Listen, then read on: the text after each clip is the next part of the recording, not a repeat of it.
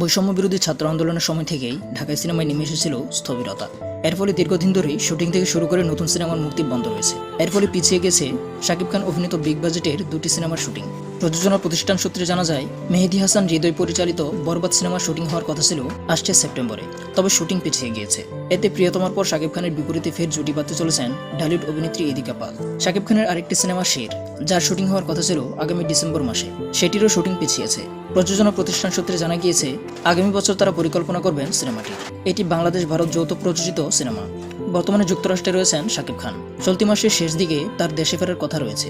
এদিকে Bangladesh premier league BPL এর একটি দল কিনে নিয়েছে রিমাক হারল্যান্ড কোম্পানি, যে কোম্পানিটির সঙ্গে যুক্ত রয়েছেন শাকিব খান। বিপিএল এ ঢাকার ফ্র্যাঞ্চাইজি কিনে নিয়েছে শাকিব খানের কোম্পানি, যার মধ্য দিয়ে দেশের সবচেয়ে বড় ঘরোয়া এই টুর্নামেন্টে যুক্ত হলেন এই অভিনেতা। তো বন্ধুরা, এমন সব এন্টারটেইনমেন্ট নিউজ জানতে আমাদের এই চ্যানেলটি সাবস্ক্রাইব করে বেল আইকনটি বাজিয়ে রাখো।